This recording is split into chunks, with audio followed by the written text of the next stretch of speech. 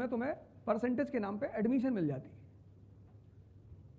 लेकिन जिंदगी में जो युद्ध है, जूझना जिसको कहते हैं, जो तुम अब फेस करना शुरू कर चुके होगे, उसमें कहां परसेंटेज काम आता है? उसमें सिर्फ एक ही चीज काम आती है, पर्सनैलिटी। एक छोटा सा एग्जांपल, कितने सारे लोग सिर्फ इस बात पर परेशान होंगे कि ऑप्शनल क्या रखूं। कहने की कोई बात ही नहीं है। और जितने लोगों से पूछोगे, अब डिसीजन लेने का एक तरीका है, ये सारे ग्रेट लोग हैं, मैं इन पर चर्चा करूंगा अभी। मैं आज बड़ी सारी बातें बताऊंगा। मुझसे कोई पूछ रहा था कि आप अनअकैडमी क्यों आए? अरे भैया पैसा ज्यादा मिल रहा है।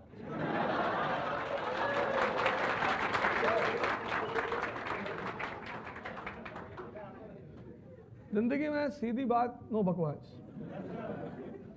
इस दुनिया में हर आदमी पैसे के लिए काम करता है, जो नहीं करता वो हिमालय में है।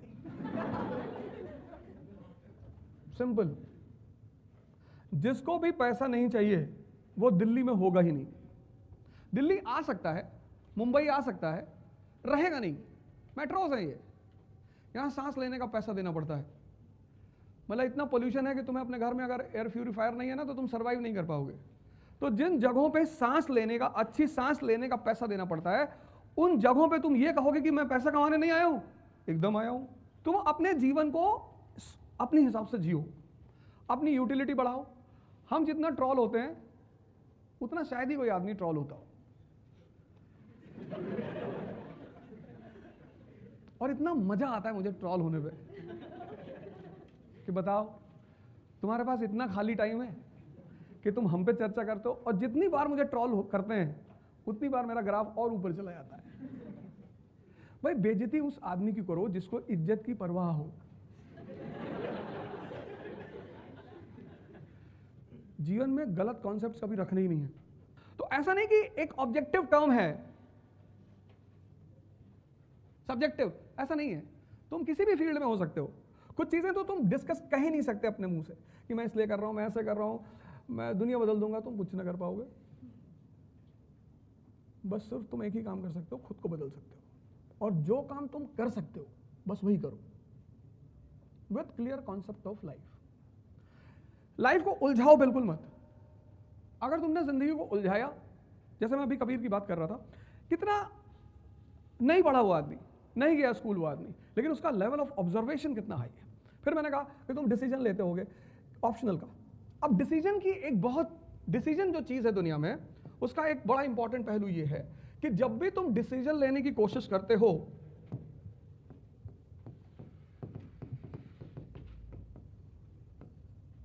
,95% लोग दुनिया में डिसीजन जब लेते हैं तो यूटिलिटी के बेसिस पे नहीं लेते हैं, प्रॉफिट के बेसिस पे लेते हैं कि अच्छा क्या है।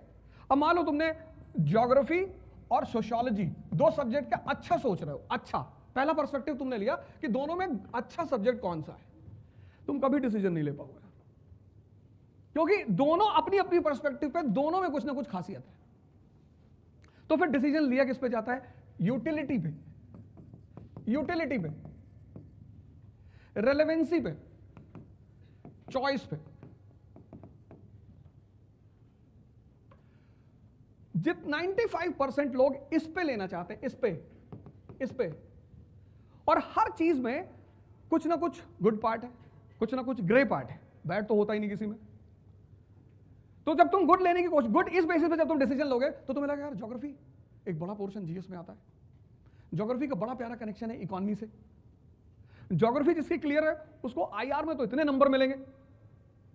आईआर है क्या? What is international relation? It completely depends upon geography. भाई हमें सबसे ज्यादा दोस्ती तो गल्फ कंट्रियों से रखनी है ना।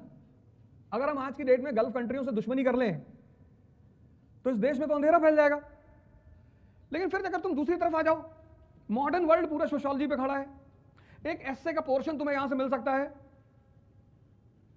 सोशल इश्यूज का पोर्शन ज्योग्राफी जीएस में है, फंस गए ना। इसलिए जब भी डिसीजन लो, इसी को कबीर ने बड़े प्यार से समझाया, बहुत प्यार से।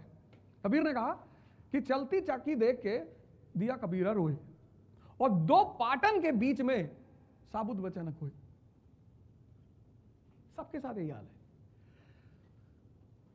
इस लेवल पे तुम जब भी डिसीजन लेने की कोशिश करोगे तुम डिसीजन ले ही नहीं पाओगे, पॉसिबिलिटी नहीं है। तुम देखो तुम्हारी चॉइस क्या है, तुम्हें सोशियोलॉजी अच्छा लगता है, बहुत अच्छी बात। अब तुम एक काम करो, दोनों सब्जेक्ट में तुम्हें इक्वल मेहनत करनी है।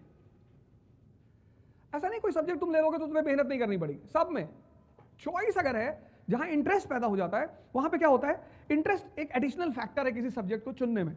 जैसे अगर मुझे 5 किताबें रख दी जाए मेरे सामने, और एक पब्लिक एडमिनिस्ट्रेशन की, एक इकोनॉमी की, एक हिस्ट्री की, एक सोशियोलॉजी की, तो सबसे ज्यादा देर तक मैं जो पढ़ूंगा वो हिस्ट्री की किताब पढ़ूंगा। तो अगर मुझे पहले पिकअप करना होगा तो मैं कौन सी किताब पिकअप करूंगा, हिस्ट्री की। तो जहां तुम्हारा इंटरेस्ट है बस वो एक एडिशनल फैक्टर तुमको ये दे देगा कि उस सब्जेक्ट को तुम ज्यादा पढ़ोगे। पहला पॉइंट हो गया, जो तुमसे रिलेटेड है, इसके अच्छेपन से रिलेटेड नहीं है, वो तुमसे रिलेटेड है। दूसरा पॉइंट क्या हुआ, अब अच्छा तो है, तुम्हें अच्छा लगता है, लेकिन उस सब्जेक्ट का जो लूप होल है कि इसको पढ़ना कैसे है, इसमें पढ़ना क्या है, इसमें क्वेश्चंस कहां से आते हैं, तो तुम इसमें एक अच्छा सा टीचर देख लो। तो पहला पॉइंट हो गया इंटरेस्ट, और दूसरा पॉइंट हो गया टीचर उस पर्टिकुलर सब्जेक्ट का। ये क्या करेगा टीचर, ये तुम्हारे 50% जो मेहनत है, for example Gandhi ji 1920 to 1947, ये डायग्राम बना लेना। 1920 to 48 में उनकी डेथ हो गई, तो 48 क्या कंट्रीब्यूशन है गांधी जी की इंडियन फ्रीडम स्ट्रगल में, क्यों इतना बड़ा नाम दिया जाता है उन्हें।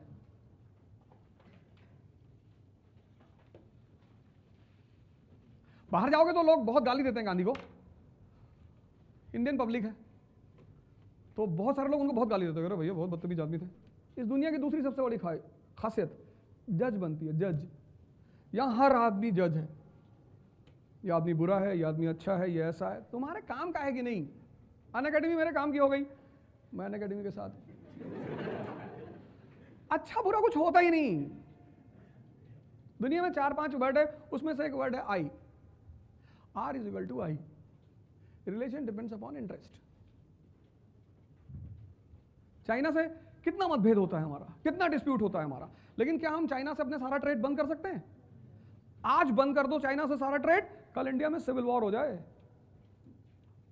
वो तुम्हारे चौराहों पे जो स्प्रे करके ग्लास कारों का शीशा साफ करते हैं ना बच्चे, 100 रुपए में जो बेचते हैं, वो भी मेड इन चाइना है। आज बंद कर दो पूरा ट्रेड चाइना से, आज देखो उसने अपनी यूटिलिटी पैदा कर रखी है। तो भले उसने शिमला एग्रीमेंट को वायलेट किया 1914 और तिब्बत पे कब्जा कर लिया, लेकिन तुम उससे दुश्मनी नहीं कर पा रहे हो। क्यों? क्योंकि वो तुम्हारे लिए यूजफुल है। यही तो है। तुम आज पाकिस्तान से कितना भी झगड़ा कर लो, दरवाजे बंद हैं, कोई ट्रेड नहीं हो रहा है। क्यों? यूजफुल नहीं है।